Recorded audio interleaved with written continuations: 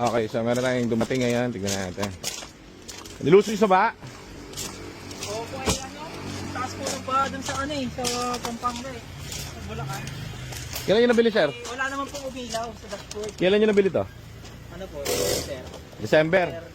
Magpapasok pa ba yan? Tagal na rin ah. Mapa-PMS kaya? O, PMS na rin po, tas baka po ma-check. Wala nakailaw. Okay Wala naman. naman umilaw sa ano, sa dashboard. Gano'ng kataas yung baha? Siguro po, babot po sa flooring eh, dito.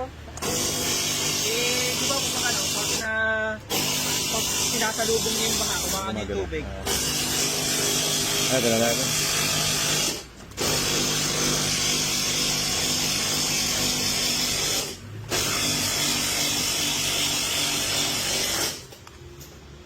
Di ba kayo yung ano?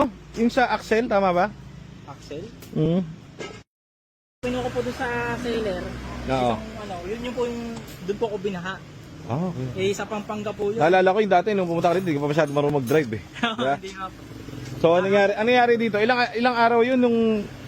Ano ba yun? Inano mo yung ano, yung humps sa malaki? Alin po yung natanggal? Oo, ginano mo yung humps. Yung ano po kasi noon, sa parking po na maraming...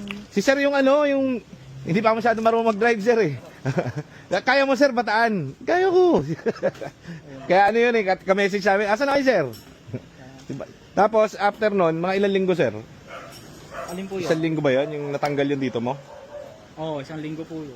Nadaan mo sa ano, sa humps na... Hindi sa po inyo? Sa ano, Ano? yung parking po kasi doon, sa malapit Malalim. na parkingan ko, mga graba lang din, tapos may malalaking bato. Eh, Oo. Natanggal yung nandito. Yung rack end, oh, natanggal. Nabunot. Tinali lang ng alambre, no? At tapos, Ginawan lang ng ano, para lang maidala ko dito. tapos sinisingil ka doon ng magkano? Mga 25 TV. Oh, so Kapalitan yung ano, track and field. Oh, so dito binigyan ko lang sa sir nung ano, ng extra namin, yung natanggal ano. Tama ba? Dinala ko po doon sa set, ano, sa... M7, yung suspension namin. Oh.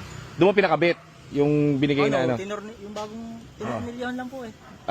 Tinor- Yun po yung ano, yung kasi Pero nalus thread po yung ano, tornilyo kasi nabunot siya. Nabunod. At least hindi ka gumastos, di ba? Oh. Yun naman yung point doon. Yun nga po. At tapos yan, gamit niya, 7 months na.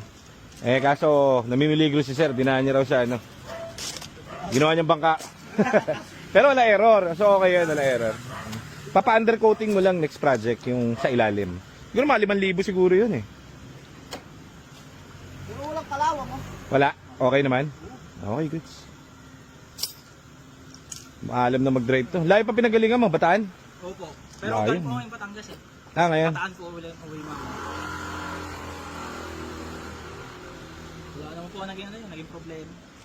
Oo, sinigurado namin yan, Naging sir. problema ko talaga yung nabunot siya, tsaka yung sa... Pagka ano, siyempre, Nalubak ako. pag-aaralan mo dun, gano'n naman talaga eh, kapag ka mga first time driver, yung discarded doon sa mga lubak. Kasi minsan, dati nung ako nauna, pinapasok ko talaga doon sa lubak. Ang technique doon, yung sa gitna mo titirahin. Para... Oo, parang katagilid. Oo, gano'n. Ngayon, ayos na. Kabisado mo na to. Oo, kabisado. Mabisa na po. Medyo ano lang, napabayaan ko lang. Hindi ko na nakakarawas eh. Okay lang yun, pambiyahe mo naman to. Daily workers naman. Yung gulong lang, next time, ito. Papalitan mo yun. Ito, okay naman eh. Ito po yung galing sa... Anong error ni sir? Kailan nyo nabili ko lang? Ano po, December 2024. December. Birthday ko pa. December 19 yata. Oo. Yung kayo po yung nag-ano eh, nag-ano sa akin na... Naalala ko na sir, oo. Gabi po ako Oo. na... Ano, Yung kinuha mo na, ano. December. Ginawang bangka ni tapos sir. nung nag-ulanan po nung nakaraan, bagyuhan, Oo. mga isang linggo ko po itong ginagamit. Nalobot po yata yung battery. Hindi ko ma-start. Ayun nga, meron tapos- nga. May fault ng ABS isa. Pero one lang, so... Ayan, battery voltage. Front wiper. Ano pa? Battery lang. Okay, very good. So yan yung mga umiilaw, puro sa battery. Nalobat ka sir ha? Opo, nalobot. Kaya may dala po akong ano eh, pang jump ball. Kailan pa yun? Nung nagbagyuhan po. Nung, ano, Clear na natin. Hindi naman siya hard code, puro soft code lang. So, pwede siyang burahin. Kasi nalobat ka lang. So yan, puro green pa rin siya. Wala pa rin error. So very good. Wala naman siya check engine. Ayan, nakalabas lahat. Okay. Sige, PMS na lang. Alam mo na si sir? Sabi ko sa'yo eh. Hindi rack-in nga yung natanggal, ano, tornilyo eh, nabungkal. Oo. Tapos nung dinala ko sa M7, ano eh, pinaltan lang yung tornilyo. Hindi, pero sabi ko, bibigyan kita nung ano eh. Oo nga po. Eh, sabi po dun sa M7, okay pa naman daw. Oo. Tinornilyo lang. Nabungkal nung ano, nung nalubak ka. Loose thread po. Hmm.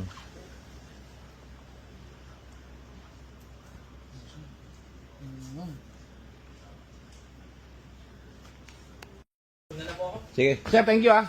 Kayo yung unang naniwala sa amin dyan Salamat. Wala pa na pagawa, ano? Pag po nag-upgrade ako, baka dito din po ako. Sige sir, no problem. Si sir na tiga-Bataan na first time driver, inuwi yung kotse. Sir, salamat ha. Thank you very much. Sir. Bataan, Batangas po ako. PMS ng baon ni sir. Oh. Thank you sir, thank you. Galing pang ano yun si sir Bataan. So, yun si sir yung ano, yung pumunta rito, bumili yun, sabi niya, kahit anong mangyari, ito ako bibili. O, di binili niya yung Fiestas. That's 7-8 months ago yata. Then, dahil hindi pa siya ganun kaalam mag-drive, nabungkal yung gulong niya, nadaan niya sa lubak.